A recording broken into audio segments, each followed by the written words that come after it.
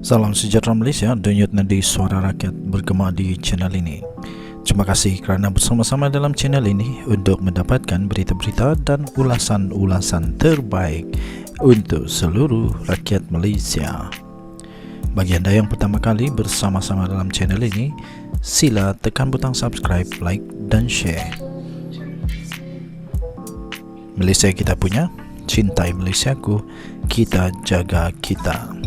Sekali lagi, bagi anda yang pertama kali, sila tekan butang subscribe, like dan share. Kita mulakan berita menarik hari ini.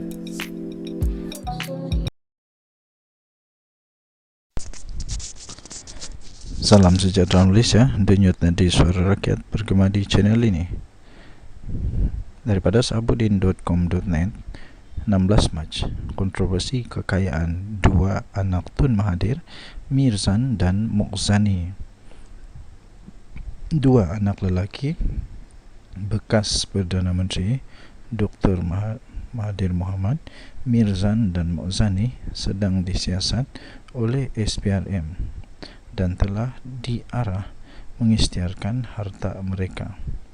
Kedua-duanya diketahui aktif dalam dunia perniagaan yang terkenal, mempunyai kekayaan yang besar. Tetapi bagaimana mereka meraih kekayaan dan berapa kekayaan sebenar mereka? Dalam siri Kini Guide ini, kami menyimak semula perkara yang diketahui umum tentang kekayaan mereka dan kontroversi yang pernah dikaitkan dengan mereka.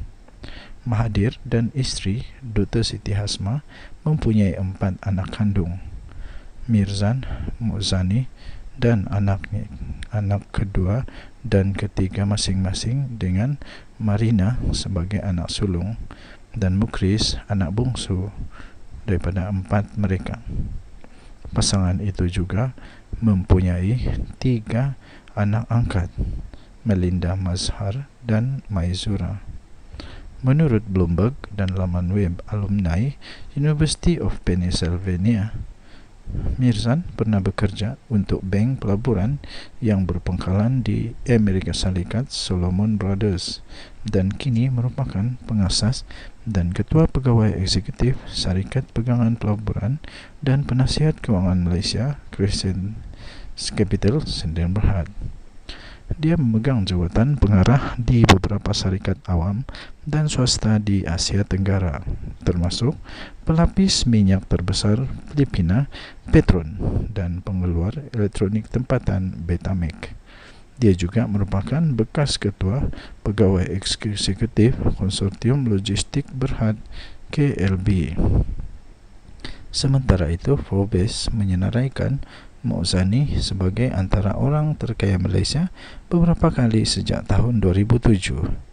Forbes meletakkannya sebagai ke-9 terkaya di Malaysia pada tahun 2013 dengan kekayaan lebih 4.22 bilion ringgit Malaysia daripada industri minyak dan gas.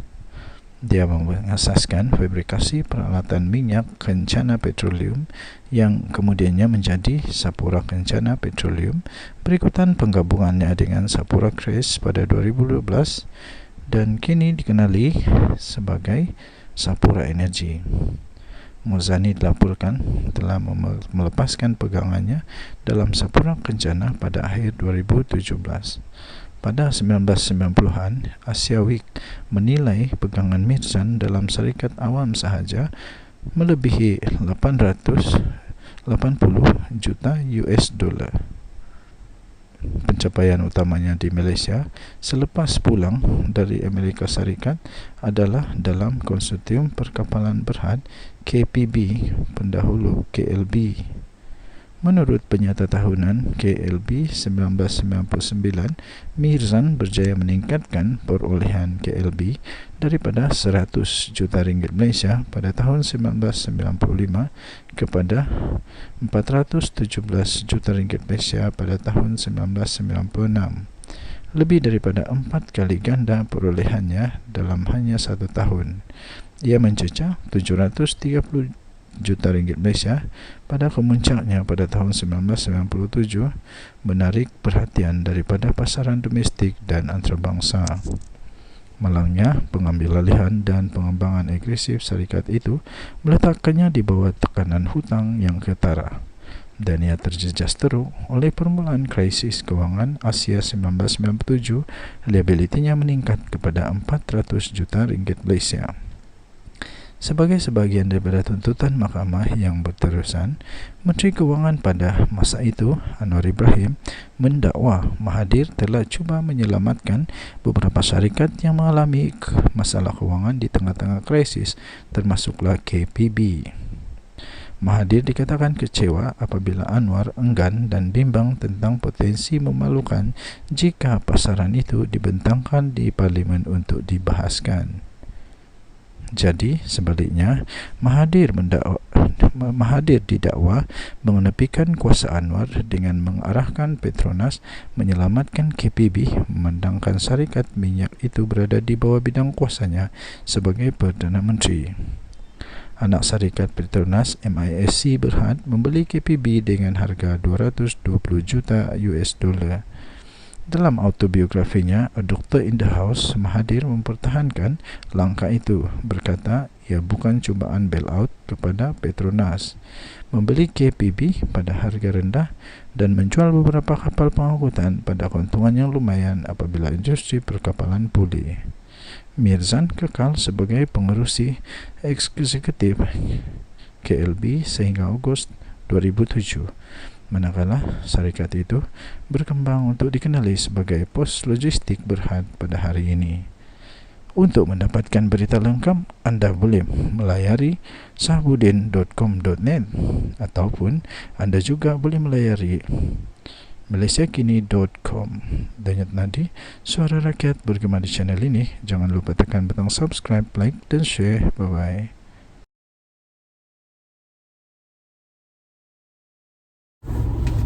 Salam sejahtera Malaysia. Perkembangan terkini, menantu Muhyiddin yang melarikan diri entah ke mana. Dia dah jadi pelarian sekarang. Pelarian mahkamah. Dia jadi macam apa? Raja Petra Kamarudin sekarang ni agaknya. Dia jadi Raja Petra 2.0. Tak mau balik Malaysia untuk disiasat, didakwa di mahkamah. Dia tidak mau. Berani kerana benar. Kalau tidak berani balik Malaysia, maknanya kamu takut lah tu. Apa yang kamu takut? Tak payahlah takut kalau tak ada apa-apa salah. Kecuali kamu memang ada salah dan kamu cuba untuk sembunyikan sesuatu, atau penyembunyian sesuatu itu boleh melindungi seseorang. Wah, ini lagi teruk. Lagi teruk kalau dia tidak mau balik sebab takut nanti dia didakwa, disiasat, akhirnya pecah lagi tembelang. Akhirnya pecah lagi rahsia bahawa ada lagi yang terlibat. Terbaru, ini yang terbaru ya tuan-tuan dan puan-puan. Akhirnya Ketua Pesuruhjaya SPRM hampir hilang sabar rasanya. Mengikut undang-undang Malaysia lah. Bukan sembarangan. Bukan sembarangan saja mau dakwa tu dakwa ni. Ini mengikut perlembagaan, mengikut undang-undang sedia ada di Malaysia. Ketua Pesuruhjaya SPRM Azam Baki memberikan kenyataan bahawa jalan terakhir, langkah terakhir, kalau anak menantu Muhyiddin ini, tidak juga balik, tiada pilihan lain, iaitu terpaksalah ikut pilihan terakhir, iaitu terpaksa jatuhkan juga tuduhan, dakwaan di mahkamah kepada anak menantu. Kepada anak, bukan anak menantu, macam mana? Ialah menantu dia lah. Kepada menantu dia ni, walaupun dia tidak hadir. Jadi ini dia jadi kes apa? Ini dah jadi kes Raja Petra Kamarudin 2.0 lah ni. Didakwa di mahkamah tanpa kehadiran dia. Jadi macam Sajat ni. Dah jadi sedarja dengan Sajat. Kesian lah, tak malu kah? Dah jadi macam Sajat juga. Lari ke negara orang. Sudah masuk red notice. Bila-bila masa kena tangkap, yang kesiannya istri dia, anak-anak dia ditinggalkan di Malaysia. Kalau di Malaysia lah diorang kesian tau. Tidak rasa kesian gak dengan anak-anak istri. Mereka terpaksa hidup tanpa suami, hidup tanpa anak-anak. Dan Muhyiddin pula, apa tindakan dia? Kenapalah dia tak pujuk untuk balik, bersihkan nama dia. Saya pikir Muhyiddin bukan seorang mentua yang bagus kalau begini.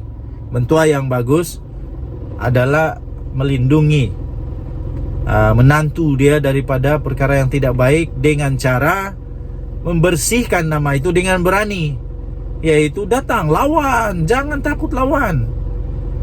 Orang benar tak takut. Orang yang di pihak yang benar tidak akan pernah takut. Dia akan tetap kukuh, berani mempertahankan kebenaran. Itu orang benar. Tapi kalau orang tak benar, memang dia larilah. Memang dia lari sana sini. Tapi jangan risau, lari kemana pun, undang-undang tetap undang-undang. Larilah pergi mana pun, pergilah lari mana-mana kau suka, tapi kau tetap juga akan dijatuhkan tuduhan walaupun kau tiada. Jangan ingat, kau tiada, tidak boleh jatuhkan tuduhan. Boleh. Jadi Ketua Pesuruhjaya SPRM Azam Baki sudah pun mengeluarkan kenyataan bahwa jalan terakhir, langkah terakhir adalah tetap menjatuhkan tuduhan kepada dia walaupun tidak hadir. Jadi kalau sudah begitu, dia akan berada di red, very red, black notice sudah mungkin. Dia jadi black notice mungkin. Dan selepas ini mungkin juga Interpol semua akan bekerja sama untuk mencari dia. Dia dah jadi macam apa? Jolo 2.0 pun dia juga melarikan diri juga daripada mahkamah. Sama lah itu, sama tak serupa, lebih kurang. Orang Sabah bilang lebih kurang. Bikin malu lah kalau begitu. Denyut nadi suara rakyat bergema di channel ini. Jangan lupa tekan butang subscribe, like dan share. Malaysia kita punya, cinta Malaysia aku. Kita jaga kita. Bye bye.